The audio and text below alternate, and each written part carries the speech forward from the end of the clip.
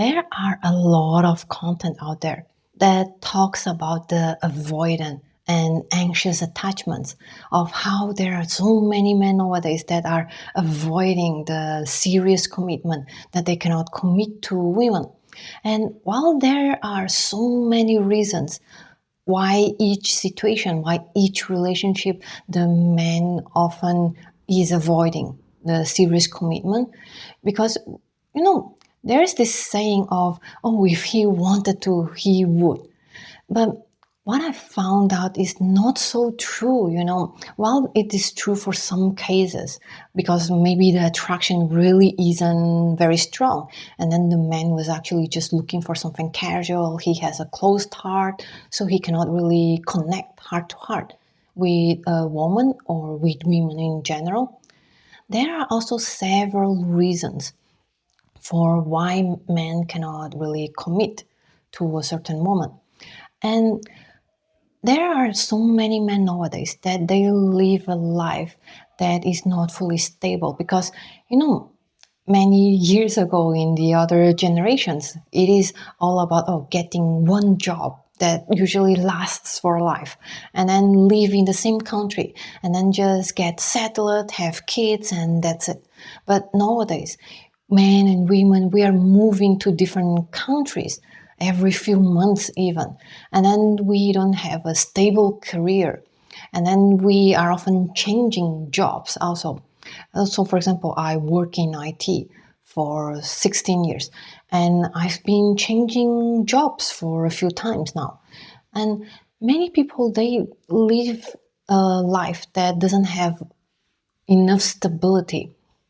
So to men, it actually affects them more when it comes to being ready to be in a serious commitment or not than women. And there is an author, Alison Armstrong, and she talks about the different phases of life for men. And when a man is not really so ready to build something really solid with another person, he has this strong hesitation to really commit because deep down he knows that to do this commitment, it really requires a lot of him. And strangely, if he really loves a woman, then this pressure becomes even stronger. And when men, they have all these challenges, what I realized that one of the key factors that can really determine the potential success for a man to overcome the challenges and to actually, step up and be with a woman he loves is his nervous system capacity. And this, I don't think that this really is talked enough, but I have met enough men, really, some of them in my past relationships and also with friends, with men who really have a very overwhelmed nervous system by many circumstances in their lives, and then they don't really know how to stabilize. So even if they deep down they yearn for a genuine connection, deep connection, and want to create the structure to sustain it, which is commitment. And even when they find a woman that they truly love, if they feel that they are too overwhelmed with all this, chances are he might not be able to commit to a woman because it's too much. So he might also have other challenges because he might also, for example, has limiting beliefs. Maybe he grew up witnessing the relationship of their parents that really struggled with toxic relationships, toxic marriage, that they see all these horrible things going on, or with the relatives relationships, friends relationships. So they have this cynical view of marriage. And then strangely, when they find a woman that they love, they might initially even hesitate to have this with them because they don't want to screw up the relationship with this woman. So, the strange thing is that sometimes you have these situations where, this couple, they have separated and the man was avoidant. But then in the next relationship, he marries the other woman so fast. And sometimes, well, not always, of course, as always, you have to see different relationships and their context. But often there are situations in which the man does so because then he might have lost someone he really loved. And now he feels this hole within him that wants to be filled. And because this hole is so big, now he just finds another woman. And because he might not love this woman enough, then it's easier for him to settle. And then, or maybe he realized that, oh my god, because I am screwing up with my life's instability, I lost this good woman. Then the next time I met another woman that I love, I cannot screw up. So then they might do this without overthinking really, or over planning, or over hesitating, but they just jump into the ship so that they don't screw their lives further. So the nervous system capacity is really important. And what's interesting is that I've been avoidant at certain moments of my past relationships. So I can actually understand how they feel. And there was a time that my life was so unstable, and for example I had to move back to my parents. I was like losing my rented place, my place that I've been taking care of. And then so many things were changing, so many decisions, work, and also etc.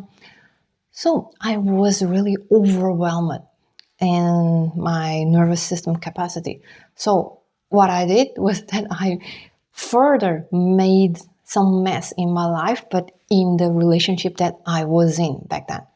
And so I can tell you that when someone's nervous system is really overwhelmed, they might either sabotage something in the relationship so that they can go away, they have an excuse, or they simply just run away, check out, or even if they are present, they are kind of, disconnected from the situation, from the place, or from the person that they are with. And it can be really hard. I have a lot of compassion for them. And of course, compassion doesn't mean that we have to also, enable this dynamic, because at the end of the day, it's also not serving anyone if we are still staying in a relationship where the other person is constantly running, because then you are constantly anxious and your anxiety might be affecting your other areas of life.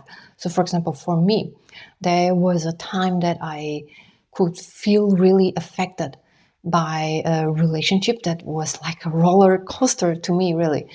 And it was starting to affect my emotional stability. And then I wasn't able to properly do my job in my day job. It was years ago. So our nervous system capacity, it's really important. And it's also really important that we have to understand that, okay, while we can be supportive for someone else, it's also not good for us to take on too much of a burden. As in, we can be supportive for the other person, but at the end of the day, it's the other person's life that they need to manage. So if they really want to build a sustainable relationship together with you, then it's also important that they start to address, for example, the lack of stability or even chaos in their lives, so that they can also have a more stable life, so that they don't feel so overwhelmed. Because when a person is overwhelmed and the cup is really full, even just a small drop of additional requirement, let's say that you need him to step up and be more consistent in the relationship, or maybe you need more time together because it's like really not enough for you. But then this drop of water of requirement in a cup that is already full is going to spill the water of the cup. So this is also why it often seems that as women, when we want something, but if we are in a relationship with a man with avoidant tendencies, then it seems that even if such small things that we ask them, it seems so much for them. And they might genuinely feel very overwhelmed.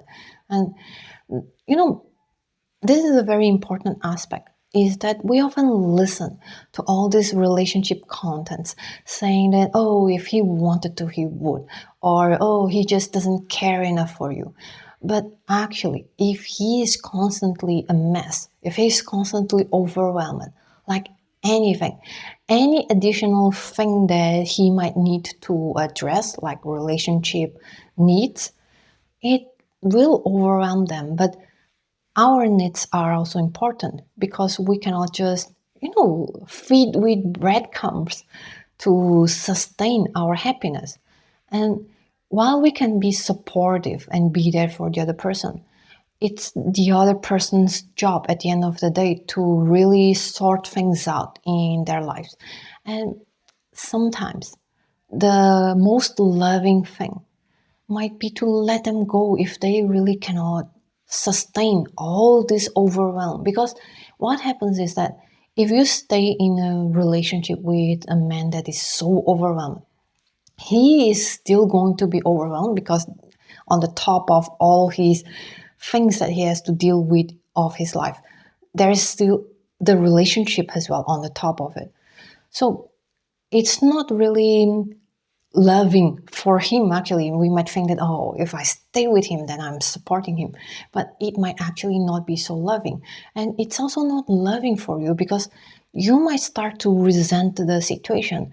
And how a woman's attraction works and respect works is that when she doesn't feel safe and when she feels that, okay, I cannot count on the other person for even minimum that what I need, even if you try to dismiss your needs, you will start to resent the situation. You will start to look at him like, oh, he's not having enough capacity for us. So now I have to step up even more. So now you're taking the masculine energy role. You're taking the lead of the relationship. And then you mess up the polarity even. And then you cannot really respect the other person because you feel that you have to carry them. And of course, in life, there will be moments that you might need to carry the other person as well, because life will never just be, one person taking the lead, and then, the woman just is not really also taking care of the being supportive and all.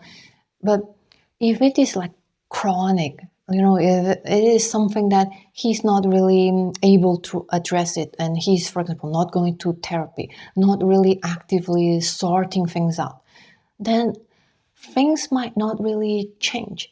Then it is not really loving for each other to stay together. And then eventually resentment will be simmering in the background. You might lose respect, and with that, you lose attraction to him. And now you feel more distant. Maybe the physical intimacy will start to fade out because you don't feel attracted to him. And then he might wonder what's happening.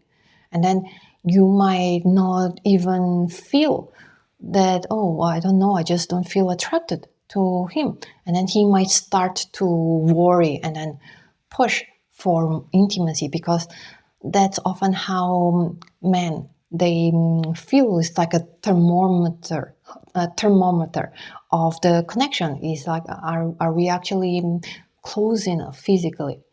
And then they might start to want this closeness, but then because they are starting to push, but your attraction is still low because of all the resentment, now this spiral is going worse and worse and worse. So it is very important to pay attention to a man's nervous system capacity. Like, how is he handling the life challenges?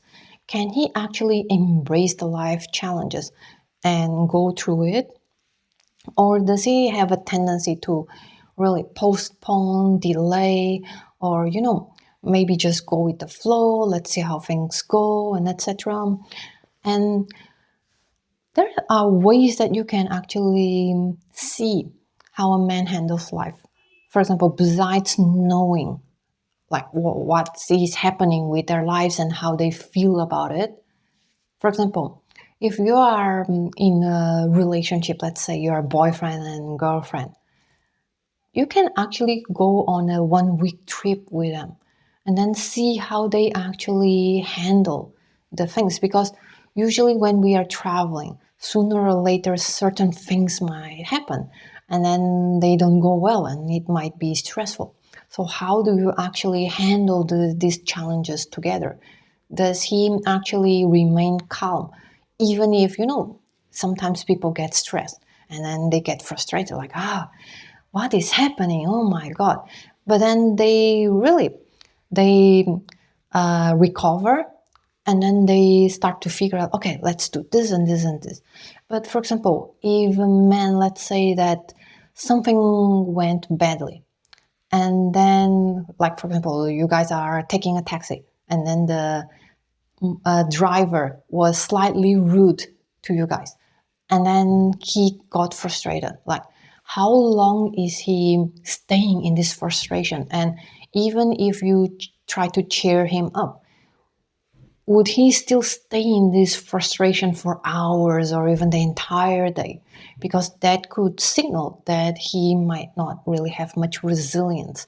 And if he doesn't have much resilience, then have building a life with them can be difficult. And I you know as a woman who got married before and have a kid with my ex-husband, I can tell you that one of the most vulnerable phases of my life was pregnancy, was the first months or year of my child. And it can be so hard to have to deal with everything by ourselves if we cannot really count on our partners, whether it is understanding emotional support or support with managing the things around, etc. And it's not just about, oh, I'll do whatever you say, I'll do whatever you want. But actually, how is he handling the situations? How is he handling the challenges of life? Does he feel overwhelmed, or does he actually, okay, even if it's hard, let's do this together? And how is he working also with you as a team, right? Because imagine that if he's frustrated with something and then he lashes out on you, then that's not a good thing, right? So you can also actually tell a little, like as if like a preview, if you're on a dating phase, let's say on dating apps. Because what I noticed that, for example, when I've been on dating apps, is that there are men who actually get frustrated easily. As in, there were times I almost met certain men in the real life, but then I ended up having to unmatch from them simply because when they proposed something and I didn't accept it right away, maybe it was too early, and I've told them, hey, maybe I want to know you a little bit better before going out, or that the specific day or time didn't work for me. And there are men who actually doesn't react very well, and then they would respond like, hey, why do you still want to know more? Like, dating should be fast, like that's how we know the person, and etc. And you see, people can disagree on things, of course, but we can also disagree respectfully, or we can also, have a certain window of tolerance. Because if we are just talking on the dating apps, then why is it like so much of bad thing if the other person actually wants to talk a little bit more, maybe for another few days, or having a few more conversations, or if he or she cannot meet in the first proposal, if a man actually reacts in a certain way that feels like trigger, that they got triggered in some shape or form, that might actually also signal that they get easily upset with things, and that might not be a good thing. And when we are on the dating apps and chatting phase, isn't much emotional investment. So if a person is already upset that you cannot really agree to a plan right away, it can actually tell a lot. Like if they are like this in a low investment period, then what if you get into a relationship with them? Then they might have a harder time when things doesn't go the way they want, because you might not have the availability. So there are always little ways, and then the bigger ways also, to understand how a man is with nervous system capacity. And because that can actually make a huge difference. If a man has a stable nervous system and he has a good relationship with fixing things, with figuring things out, and he has a good confidence with that, he might hesitate much less than someone who already feels so overwhelmed, even if both of these men doesn't have a stable life. So next time that you meet a man, or if you're involved in a dating or even in a situationship with a man, and this man don't know if he can commit or if he is ready and etc., you might actually want to see what is his nervous system capacity, because he might actually care for you or love you a lot. But if he has a low capacity, he might often feel compelled to run away when things get hard, or delay or dismiss things or avoid things. So yeah, I hope that this information can really help you, and if you are in this kind of situations, to help you understand a little bit more of the situations. And it can be hard, I understand, because I've been through this as well in my past relationships, some of them. And it can be hard because at first it can be so confusing, and like, why is it that he is not ready and etc. But when you look at it like the nervous system capacity and then their life stability, it can make a lot of sense that even if they love you, they might still not able to really do that step. And sometimes maybe a man might need to lose one or two, or I don't know, hopefully not even more women that he genuinely loves and connects with, until he actually learns that, okay, this is not working out for me in my life and I need to sort things out. And then they would be more ready finally for a relationship. And sometimes, unfortunately, it has to be this way for some men.